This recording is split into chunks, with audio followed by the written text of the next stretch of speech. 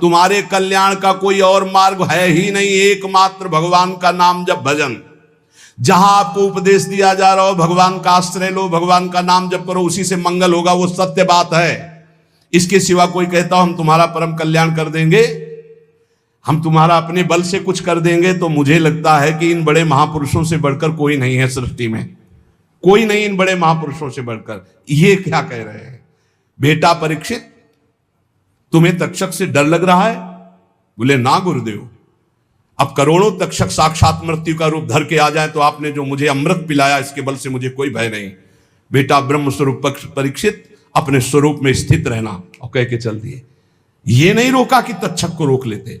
इतने बड़े बड़े ब्रह्म ऋषि बैठे हुए थे, जब भागवत सुना रहे थे, किसी ने भी तक्षक को रोकने की बात की क्या? क्यों? एक ब्रह्म ऋषि का श्राप है, भगवान का विधान है। तो ये रोग, ये नाना प्रकार के संकट हमारे पूर्व कर्मों के अनुसार आते हैं। एकमात्र भगवान का भजन करके हम इनको सहे, और अगर अपना अगला जन्म ना होने पावे, हो भी तो भगवत भक्त मनुष्य के रूप में हो, नहीं तो भगवान को हम प्राप्त हो जाएं। कोई भी दंभ नाटक काम नहीं करता, ध्यान रखना। इस संसार में कौन काहू के सुख दुख कर दाता, निज कृत कर्म भोग सुन भ्राता। इस दिमाग में बैठा लो सत्संग के द्वारा। नाहृतोन्यः शिवः पंथा विसता संसृतावि वासुदेवे भगवती भक्ति योगो यतो भवेत्। इसके लेखक हैं भगवान श्री कृष्ण द्वैपायन व्यास जी, कहने वाले हैं परमहंस श्री सुखदेव जी, और सुनने वाले हैं महान सम्राट गर्भ में भगवत साक्षात्कार किए हुए परीक्षित जी महाराज। कह रहे हैं संसार चक्र में पड़े हुए मनुष्य के लिए एकमात्र साधन है भगवान श्री हरि के चरणों की भक्ति। इसके अतिरिक्त और कोई सिवा पंथा नहीं है। शिवा माने कल्याण, पंथा माने मार्ग, और कोई कल्याण का मार्ग नहीं है। एकमात्र भगवान, वही हरि हैं, वही हर हैं। उन्हीं की भक्ति के द्वारा ही हम अपना संसार चक्र से उद्धार कर सकते हैं। पिबन्ति ये भगवत आत्मनः सताम कथामृतम श्रवण पुटेषु संभृतम पुनन्ति ते विषय विदूषिताशयम ब्रजन्ति तच्चरण सरोरुहांतिकम। जो रोज सत्संग सुनते हैं, जो रोज भगवान की चर्चा सुनते हैं, कानों में भर भर कर भगवान के नाम गुण लीला रूप का पान करते हैं, अमृत का, उनके हृदय से विषैला विष भोगों का उतर जाता है, हृदय शुद्ध हो जाता है। और जहां हृदय शुद्ध हुआ तो भगवान यही हृदय में प्रकाशित हो जाते हैं। श्री सुखदेव जी महाराज कहते, वासुदेव कथा प्रश्न पुरुषास्त्रीन पुनाति वक्तारम प्रच्छकम श्रोतस तत्पाद सलिलम यथा। अगर कहीं तुम्हें संत समागम मिले, प्रश्न करने का अवसर मिले, तो भगवान के संबंध में प्रश्न करो, भगवत प्राप्ति के संबंध में प्रश्न करो, संसार से मुक्त होने के लिए प्रश्न करो। ये इधर उधर के प्रश्न नहीं। देखो, बड़ा कीमती समय संतों का है। यदि एक बार वो तुम्हें समय देते हैं तो ऐसा बनाओ कि वो एक बार तुम्हारे अनंत जन्मों की बिगड़ी बना दे।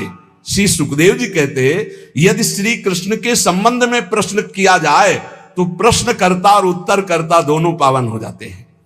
वक्तारम प्रक्षकम श्रोतस तत्पाद सलिलम यथा।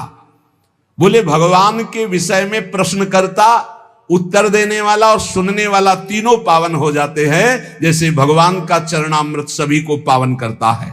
इसलिए यस्तु तम श्लोक गुणानुवाद संगीयते भीक्षण मंगलग्न तमेव नित्यम शृणुयाद भीक्षणम कृष्णे मलाम भक्तिम अभीप्समानः।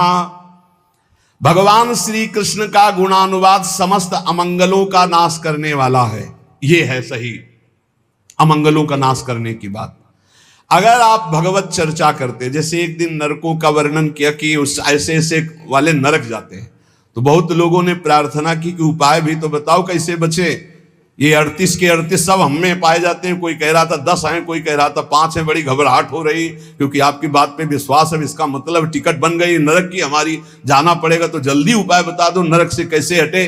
तो यस उत्तम श्लोक भगवान श्री कृष्ण संगीयते, यदि उनका गान किया जाए, जैसे भागवत ले लो और 10वें स्कंद पढ़ डालो हिंदी से ही, तुम्हें संस्कृत नहीं आता है, 10वें स्कंद के रोज 2 अध्याय पाठ कीजिए। अगर थोड़ा संस्कृत आती, गोपाल शास्त्र नाम का पाठ कर लीजिए, और 1 घंटा नाम कीर्तन कीजिए, राधा राधा राधा, लिख लो, नरक नहीं जाओगे। इसका मतलब ये नहीं कि साफा बांध के नरक जाने वाले काम शुरू कर दो, फिर और नरक जाओगे। अब लो नसानी अब ना नसई हो भाई, जो गलती हो गई उसके मिटाने के लिए दवा है, और गलत करवाने के लिए थोड़ी दवा है। परहेज करो, सदगुरु वैद्य बचन विश्वासा, संयम यह न विषय कयासा। संत सदगुरुदेव जो परहेज बता रहे कि ये अब मत करना और ये नाम रूपी दवा खाओ तो निश्चित भवरोग नष्ट हो जाएगा। ये बात है। अमंगल अशुभ प्रारब्ध नष्ट करने की सामर्थ्य किसमें? भगवान की चर्चा में, भगवान की लीला कथा में, भगवान के नाम गुणगान में। ये बिल्कुल संशय रहित बात है, बिल्कुल संशय रही बात। नित्य निरंतर जो भगवान का नाम जप करते हैं, लीला गुणानुवाद करते हो, जगत मंगल करने वाले होते हैं। यन्नाम ध्येयम म्रियमाण आतुरः, बड़े अमृतमय वचन है। पतन स्खलन वा विवशो गृणन पुमान, विमुक्त कर्मार्गलम उत्तमाम गतिम, प्राप्नोति अच्छन्ति नतम कलौ जनाः। ध्यान दीजिए, यन्नाम ध्येयम म्रियमाण आतुरः, जो मरने जा रहा हो, चाहे पशु हो, पक्षी हो, मनुष्य हो, कोई हो, यदि वो नाम नहीं ले पा रहा तो आप सुना दो भाई, इतनी कृपा कर दे उस जीव के ऊपर तो तुम्हें बहुत बड़ा पुण्य होगा। मरणासन पुरुष को नाम सुनाने के बराबर त्रिभुवन में कोई भी पुण्य नहीं है, इससे बड़ा कोई पुण्य। जैसे कोई पशु पक्षी मरने जा रहा हो, नजदीक जाके राम कृष्ण हरि या राधा राधा राधा सुना दिया, अब वो मरने जा रहा, घंटा 2 घंटा 4 घंटा 10 घंटा में भी मरेगा तो अब उससे कोई पाप होने वाला नहीं, वो भगवान को प्राप्त होगा, क्योंकि नाम कथन और श्रवण का एक ही फल होता है। तो बोले यन्नाम ध्येयम म्रियमाण आतुरः, यदि मरने का समय हो, व्याकुलता का समय हो, नाम वो नहीं उच्चारण कर पा रहा तो आप नाम कीर्तन उस समय कर दो तो यमदूत नहीं आएंगे, उसका मंगल हो जाएगा। ये बहुत बड़ा पुण्य करना चाहिए।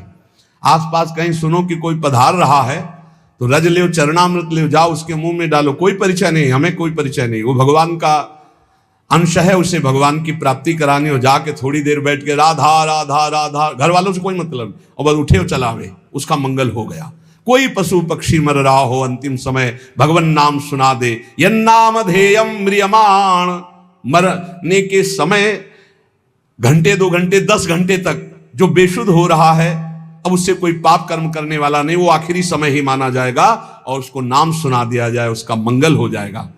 कोई बड़ी आतुरता में या गिरते समय या फिसलते समय या विवश होकर उच्चारण कर ले राधा राधा हरि हरि, तो कहते सारे कर्म बंधन उसके नष्ट हो जाते हैं। विमुक्त कर्मार्गलम उत्तमाम गतिम, वो उत्तम भगवत गति को प्राप्त हो जाएगा। पर हाय रे कलयुग, कितना चिल्ला चिल्ला के कहा जा रहा है, फिर भी लोगों की नाम में रति नहीं हो रही, नाम आराधना से विमुख हो रहे हैं, भगवत आराधना से विमुख हो रहे हैं। पुंसाम कलिकृतान दोषान द्रव्य देशात्म संभवान, सर्वान हरति चित्तस्थो भगवान पुरुषोत्तम। कलयुग में बड़े दोष हैं। जब परीक्षित जैसे महाभागवत की बुद्धि खराब कर दी और मरे हुए सर्प को उठा करके ध्यानस्थ ऋषि के गले में डाल दिया, तो सोचो और किसकी बुद्धि बख्शेगा। यदि नाम चल रहा है, नाम पाहरू दिवस निशी, रात दिन नाम का पहरा है, तो कलयुग के अभद्र प्रवेश नहीं करेंगे। ये वाणी जी हमारी कह रही। बोले जिते विनायक शुभ अशुभ विघ्न करे नहीं कोई, विघ्न करे नहीं कोई, डरे कलिकाल कष्ट भय, डरे कलिकाल कष्ट भय, हरे सकल संताप हरसि हरिनाम जपत जय। यदि नाम चल रहा तो कलयुग का कोई प्रभाव नहीं होगा। कलयुग के बहुत दोष हैं, ये हर वस्तु को दूषित कर रहा है, हर विचार को दूषित कर रहा है। सब दोषों का मूल अंतःकरण का अपवित्र हो जाना है। परंतु सर्वान हरति चित्तस्थो भगवान पुरुषोत्तम, जब कोई नाम जब करने लगता है तो भगवान हृदय में बैठकर कलयुग के सारे दोषों का नाश कर देते हैं। इसलिए श्रुतः संकीर्तितो ध्यातः पूजितश्चात् दृढ़तोऽपि वा, नृणाम धुनोति भगवान हृतस्थो जन्मायुता अशुभम। जो भगवान के गुणों का, भगवान की रूप की महिमा का, लीला का, नाम का, धाम का कीर्तन करता है, गायन करता है, श्रवण करता है, भगवान की सेवा करता है, भगवान उसके हृदय में विराजमान होकर प्रकट, और 1-2 जन्म के पापों की बात क्या, हजारों जन्मों के पापों के ढेर भस्म कर देते हैं। यथा हेम निस्थितो वह्निर दुर्वर्णम हंति धातुजम एवमात्मगतो विष्णु योगिनाम शुभाशयम। जैसे सोने को अग्नि में डाल दो तो उसका मल नष्ट हो जाता, चमकने लगता है, ऐसे ही भगवान साधकों के हृदय में जब सुमिरन किया जाता है निरंतर, तो भगवान हृदय में प्रकाशित होकर अविद्या को भस्म कर देते हैं, अशुभों को भस्म कर देते हैं, दिव्य ज्ञान प्रकाशित हो जाता है। नाम जप, लीला कथन, लीला श्रवण, ये बहुत जोर की बात है। विद्या तपः प्राण निरोध मैत्री तीर्थाभिषेक व्रत दान जप्यई नात्यंत शुद्धिम लभतेन्तरात्मा यथा हृदिस्ते भगवन्त्यनन्ते। विद्या, तपस्या, प्राणायाम, समस्त प्राणियों के प्रति मित्र भाव, तीर्थ स्नान, व्रत दान और भी साधन, ये अंतःकरण को पवित्र करने वाले हैं, पर वैसी शुद्धि नहीं होती जैसी भगवान के स्मरण से होती है।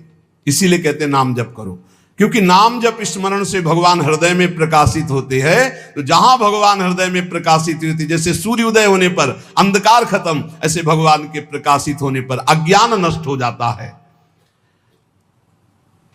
मृत्यु नजदीक है। म्रियमाणैरविध्येयो भगवान परमेश्वर आत्मभावम नयत्यंगो सर्वात्मा सर्व संश्रय। मृत्यु के निकट पहुंच रहे हैं हम सब, क्रम से क्रम आता चला जा रहा है समय। बस जैसे जैसे संकेत मिलते जाते हैं लोग भयभीत होते। भयभीत नहीं होने की बात है, कमर कसो, डट के अपना काम बना लो। अब जितनी श्वासें हैं, जैसे एक सूचना मिली कि कैंसर हो गया, सूचना मिली अब आपका दिल फेल होने वाला है, कोई भयानक रोग, अब घबराने की जरूरत नहीं। राधा राधा राधा राधा, अब तो चलना है श्री जी को। घबराने से मृत्यु हमारा कोई रोग थोड़ी मिटा देगी, हमारा कोई मृत्यु का भाव रुक थोड़ी जाएगा, वो तो मरना ही पड़ेगा। राधा राधा राधा, अमर हो जाओगे। मृत्यु के निकट जो लोग पहुंच रहे हैं, एक ही काम है, नाम जप, भगवान का स्मरण। मान लो हम सब निकट जा रहे हैं मृत्यु के, बिल्कुल निकट जा रहे हैं। 50 वर्ष निकल गए, ऐसे लगे कि कल निकल गए। ये वर्ष के वर्ष ऐसे निकल जाते हैं, लगते नहीं कि वर्ष निकल गए। कैसा माया मनोरंजन में फंसा है। जिसका मृत्यु का निकट समय आ रहा है, उसको चाहिए नाम में वृत्ति लगा दे, सब छोड़ो, राधा राधा राधा राधा।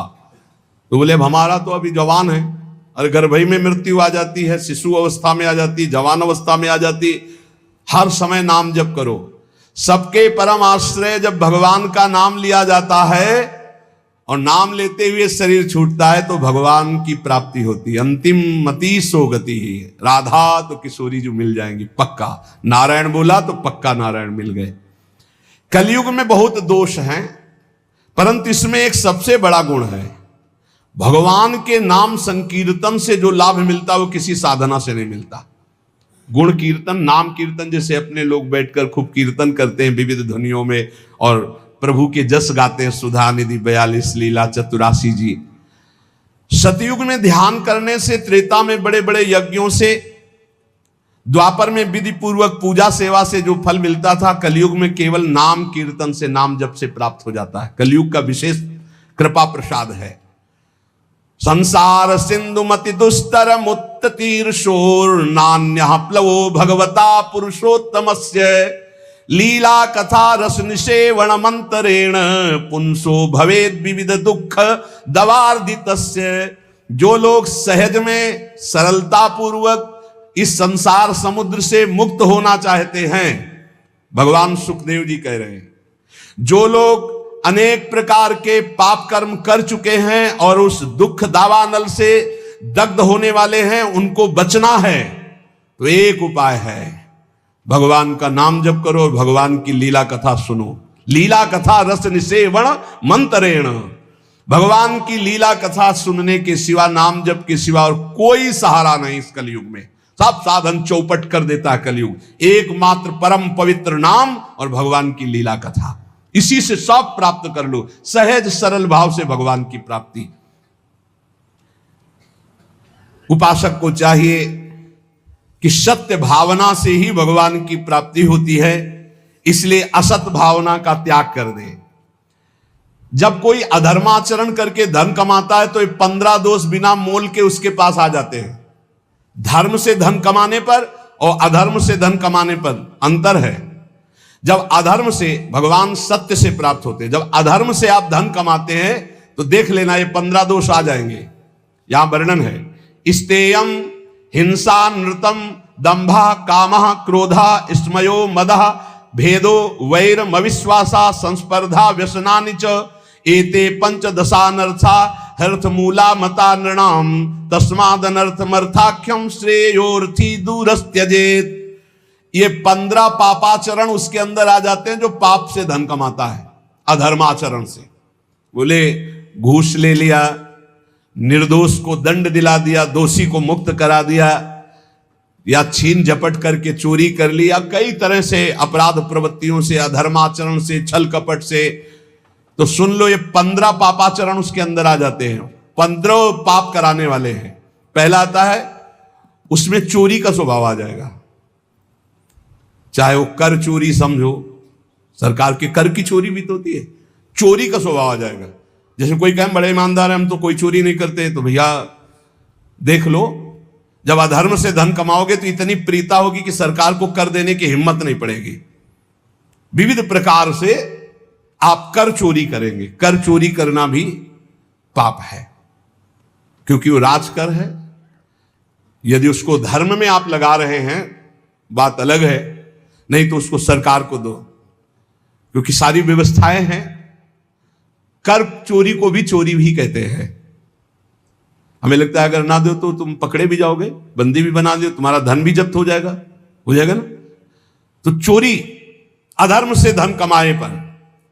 अब देखो जो बेचारे सरकारी नौकरी करते हैं तो उनको कटवाने की जरूरत नहीं हो, तो सरकार कर काट के अपने आप ही देती है। जहां अधर्म का धन कमाया जाएगा उसमें कर नहीं दे सकते, फिर वो अधर्म आचरण पाप कराएगा। पहला है चोरी, स्तेयम।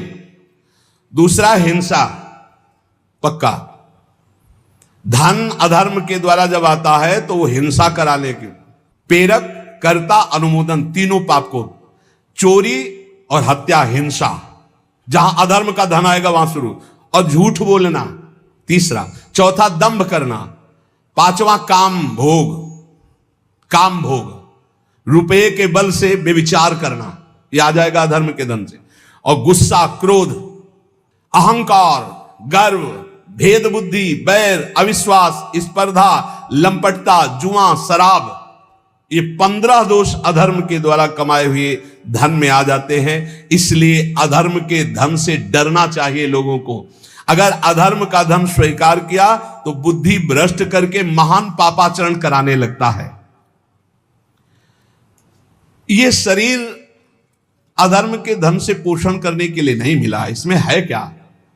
देहि स्थिमांसि रुदिरेभिमतिं त्यजत्वं जाया सुतादिषु सदा ममतां विमुञ्च पश्यानिशं जगदिदं क्षणभंगनिष्ठं वैराग्य राग रसिको भवभक्ति निष्ठा धर्मं भजस्व सततं त्यज लोक धर्मान् सेवस्व साधु पुरुषान् जहि काम तृष्णाम् अन्यस्य दोष गुण चिंतनमासु मुक्त्वा सेवा कथा रसमहो नितराम पिबत्वम। भाई शरीर पोषण के लिए धर्माचरण मत करो। इस शरीर कोई खास वस्तु नहीं है। ये शरीर हड्डी मांस और रुधिर का पिंड है। इसे आप अपना स्वरूप मानना छोड़ दें, ये आपका स्वरूप नहीं है। स्त्री पुत्र आदि के भी कर्म भोग के अनुसार आए हुए हैं, चले जाएंगे, तुम्हारे नहीं हैं। इनको अपना ना माने। इस संसार को रात दिन क्षण भंगुर देखें, यहां कोई वस्तु स्थायी नहीं है, सब नाशवान है। एकमात्र वैराग्य रस के रसिक होकर भगवान की भक्ति में लगे रहे। हर समय भजन में रहो। हर समय कभी भी कोई भी घटना घट सकती है। भगवत स्मरण है तो भगवान को प्राप्त होगे। कह रहे हैं सबसे बड़ा धर्म है भगवान का भजन करना। धर्मम भजस्व सततम त्यज लोक धर्मान। इन लोक धर्मों का त्याग करो, भागवत धर्म में आओ। भागवत धर्म से प्रेम धर्म की यात्रा करो। निरंतर भजन करना ही सबसे बड़ा धर्म है। और ये भजन साधुजनों के संग से होता है, उनकी सेवा से होता है। तो साधुजनों की सेवा करो, संतों का संग करो, तो भगवत भजन होगा। भोगों की लालसा फटकने मत दो, नहीं तो संतों का संग छूट जाएगा। पापाचरण करने वाला फिर संत संग में अरुचि हो जाती है। एक बहुत भगवत सेवा किए तो उसका फल हुआ कि उनको साधु संग मिला। जब साधु संग मिला तो एकदम टूट पड़े साधु संग में, साधु सेवा में। फिर एक दिन कहा हमारा तो सब कुछ छूट गया, हम क्लब जाते थे, हम ये करते थे, वो करते थे, वो हमारे दोस्त कहते हैं कि इतना नहीं होना चाहिए, नहीं तो फिर गड़बड़ हो जाता है। अब दोस्तों के संग का रंग चढ़ा कि जहां 63 पे आ गए थे वहां 36 पे पहुंच गए। 36 में समझते हैं उल्टा, 63 में सन्मुख, 3 सन्मुख, और 36 में पीठ, उल्टा हो गए, बिल्कुल उल्टा हो गए। अच्छा, उल्टा जब बुद्धि हो जाती है उनको समझाओ, तब उनको दोस्तों की बात पुष्ट लगेगी कि देखा ना वो कह रहे थे, देखो फंसा रहे थे ना, अब हम थोड़ा हटने की कोशिश की ना तो देखो मीठे मीठे वचन बोलने लगे। माया ऐसे फंसाती है कि आप समझा भी नहीं सकते। समझाने की सोचो तो दिमाग में तत्काल भागवतिक प्रेरणा आ जाती है कि समझेगा कि स्वार्थवश बोल रहा है, क्योंकि उसकी बुद्धि भ्रष्ट है। आरत अधिकारी जब पावे गूढ़ो तत्व न साधु, आप समझा भी नहीं सकते। साधु जनों की सेवा से ही परम भागवत धर्म भजन होता है, साधु जनों की आज्ञा में रहने से ही भजन होता है। पर जही काम तृष्णाम, ये काम भोग और भोगे हुए भोग को पुनः भोगने की इच्छा ये संत संग से दूर कर देती। इसे लिख लो, जही काम तृष्णाम। अगर कामना और तृष्णा का त्याग कर साधु संग नहीं करोगे तो साधु संग टिकेगा नहीं। थोड़े दिन के बाद रंग दूसरा बदल जाएगा, क्योंकि कुसंग में बहुत संग गया है आपका और सत्संग में तो थोड़ा ही गया है। बहुत चमत्कार है कुसंग का, सत्संग से भी ज्यादा, इसलिए कि कुसंग से बहुत जन्म हो गए संग करते हुए, और सत्संग तो अभी कुछ क्षण हुआ। जहां कुसंग मिला तो लगता है कि हाँ, एक बार हमारे सामने कह दिया कि शराब नहीं पिएंगे, अगर शराब पी लिए तो दोबारा हमारे सामने खड़े होने लायक नहीं रहोगे। तुम्हारा मन तुमको इतने दूर हटा देगा कि तुम सामने नहीं आओगे, और आओगे भी तो ऐसे ही होगा, ऐसे नहीं हो सकते। तुम्हारा हृदय नहीं कहेगा कि मैं आंख मिलाऊं, तुम्हारा हृदय नहीं कहेगा कि मैं सेवा करूं, तुम्हारा हृदय नहीं कहेगा कि मैं सम्मिलित हो जाऊं आपकी सभा में। मान लीजिएगा बहुत बढ़िया अवसर है, एक बार यदि छोड़ दिया तो दोबारा ऐसे दुष्टों का संग मत करना जो अपनी मित्रता की कसम खिला करके आपको धर्म भ्रष्ट करते हैं। वो मित्र नहीं, वो शत्रु हैं। सच्ची ऐसे देखते देखते माया कैसे भ्रष्ट करती हुई दिखाई देता है। इसलिए साधुजनों का संग करो, पर जही काम तृष्णाम, काम भोग और भोगे हुए भोगों की तृष्णा का त्याग करके, क्योंकि भोगों की लालसा ये साधु सेवा में नहीं टिकने देती। दूसरों के गुण दोषों का चिंतन मत करो, अन्नत से दोष गुण चिंतन मास मुक्त्वा। प्रभु की सेवा और प्रभु की लीला कथा सुनो और खूब नाम जप करो। कैसे जाना जाए कि इसे भगवत प्राप्ति हो गई? कई बार चर्चा हुई, आज सिद्ध महर्षियों के वचन हैं। ये भगवत प्राप्त हो गया है, उसकी पहचान क्या है? कह रहे हैं, यह स्यादे कायेन लीनस्तूष्णीम किंचदच्चिंतयन् पूर्वं पूर्वं परित्यज्य सातीर्णो भव बंधनात् सर्वमित्रः सर्वसः समे रक्तो जितेन्द्रियः व्यपेत भयं मन्युश्च आत्मवान् मुच्यते नरः आत्मवत् सर्वभूतेषु यश्चरेन्नियतः शुचिः अमानी निरभिमानः सर्वतो मुक्त एव सः जीवितं मरणं चोभे सुख दुखे तथैव च लाभालाभे प्रियद्वेषे या समास च मुच्येत। जो स्थूल शरीर और सूक्ष्म शरीर दोनों का त्याग कर चुका है, ना स्थूल शरीर की क्रियाओं से मतलब है, न सूक्ष्म शरीर के चिंतन से मतलब है। बहुत ऊंची स्थिति है। कोई संकल्प विकल्प नहीं, हर समय अलग रहता है स्थूल और सूक्ष्म से। एकमात्र परमात्म स्थिति में वो संसार बंधन से मुक्त हो चुका भगवत प्राप्त महात्मा है। कैसे जानोगे ये प्रगट में? क्योंकि अंतर की स्थिति है, इसलिए बिना भगवत प्राप्त हुए भगवत प्राप्त महात्मा को नहीं जाना जा सकता। दूसरा, जिसका व्यवहार तो सबके प्रति मित्रवत होता है, पर होता किसी का नहीं है। मित्र किसी का नहीं होता हो, मित्रवत व्यवहार होता है। या वो आत्मस्वरूप अपने आप को सब जगह देखता है, या अपने भगवान को सब जगह देखता है। बाहरी सांसारिक मित्रता नहीं होती। जो भारी से भारी कष्ट में भी मुस्कुरा कर रहता है, सह लेता है, शांत रहता है, ये भगवत प्राप्त महात्मा के लक्षण है। सबसे मित्रता का व्यवहार पर कोई मित्र नहीं है। सब कुछ सह लेगा, चाहे जितना कष्ट आवे, ये भगवान की प्राप्ति की वृत्ति है। और उसका मन किसी भी भोग में जाता ही नहीं है। खान पान क्रियाएं सब ऐसे होंगी, लेकिन मन किसी भोग में नहीं जाता। वो सदैव अपने स्वरूप में रहता है, इंद्रियों में नहीं, भोगों में नहीं, मन में नहीं। किसी भी तरह से उसे क्रोध दिलाया जाए तो उससे क्रोध नहीं आएगा भगवत प्राप्त महात्मा को। ये भी पहचान भूल कर बैठोगे। सनकादि ब्रह्म प्राप्त है ना, सनकादि सनक सनंदन सनातन, और डंडा लगा दिया, बेत लगा दिया जय विजय ने, तो गुस्सा आ गई ना, रोक दिए ना, तो गुस्सा आ गई, 3 जन्म का साथ दे दिया। क्या भगवत प्राप्त नहीं है? क्रोध की लीला होना और क्रोध आना अंतर है, ये बात समझना है। बार बार लोमस जी भगवत प्राप्त महात्मा है, काकभूषुंड जी काट देते हैं कि मुझे साकार भगवान के दर्शन चाहिए। निराकार की बात तब करना जब रामचंद्र जी का दर्शन कर लूं, तब साप दे दिया। काक की तरह बार बार चेष्टा, क्रोध आ गया। तो वो विचार करते हैं, द्वैत के बिना क्रोध कैसा, अगर द्वैत तो ज्ञान कैसा। क्रोध की लीला होना और क्रोध होने में अंतर है। कभी भगवत प्राप्त महात्मा में क्रोध नहीं आता। कैसा लीला और क्रोध का पहचान कैसे है? जैसे पानी में रकील खींचो, कितनी देर टिकेगी, खत्म। ऐसे महात्माओं का क्रोध होता है, वो लीला वाला।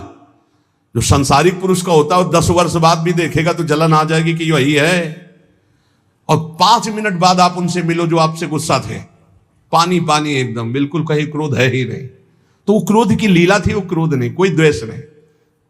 तुम हृदय को जान ही नहीं सकते, हृदय को नहीं जान सकते जो भगवत प्राप्त महात्मा है। मनस्वी वो जीवन मुक्त कहा जाता है, जिसको किंचन मात्र क्रोध नहीं होता, किंचन मात्र किसी सबसे मित्रता पर मित्रता नहीं है, सबसे मित्रता है पर मित्रता नहीं है, सब कुछ सह लेता है, उसका मन किसी भोग में जाता ही नहीं, वो सदैव पवित्र रहता है, समस्त भूतों के प्रति अपने ही समान वर्ताव करता है। व्यवहार भूतों को मतलब प्राणियों को होता है, भूत मत समझ लेना। जिसमें अभिमान का लेस नहीं, गर्व का लेस नहीं, वो भगवत प्राप्त महात्मा होता है। जिसको जीने और मरने में समान भाव हो चुका है, सुख दुख में समान भाव हो चुका है, लाभ हानि में समान भाव हो चुका है, प्रिय अप्रिय में समान भाव हो चुका है, वही जीवन मुक्त महापुरुष है। जो सबके द्वारा किए गए तिरस्कार से भी दुखी नहीं होता और किसी का भी तिरस्कार नहीं करता, जो सुख दुख आदि द्वंद्वों से राग रहित है, वो सर्वथा जीवन मुक्त भगवत प्राप्त महात्मा है। जिसका इस संसार में एक भी शत्रु नहीं है, एक भी मित्र नहीं है, ना धर्म ना अर्थ ना काम, किसी से संबंध नहीं, वो जीवन मुक्त महापुरुष है।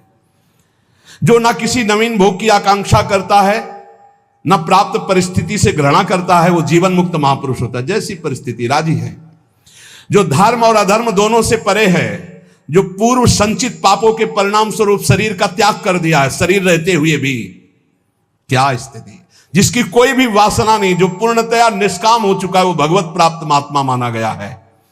जिसके हृदय में कभी किसी के प्रति दोष दृष्टि नहीं होती, जो अनित्य जन्म मृत्यु को देखता रहता है, जन्म भी अनित्य है, मृत्यु भी अनित्य है, और जरा आदि दोष भी अनित्य है, वो भगवत प्राप्त महात्मा है। इसलिए भगवत प्राप्ति के लिए जोर कसो, खूब नाम जप करो, भगवत चरित्र सुनो और डर हटा दो। कोई डर तुम्हारे अंदर नहीं रहेगा यदि नाम रूपी अंग रक्षक हमारे पास है, हर समय नाम। इसलिए खूब नाम जप करो, निर्भय रहो, स्वस्थ शरीर रहे, ऐसे आचरण करो, क्योंकि इसी शरीर से भगवत प्राप्ति होनी।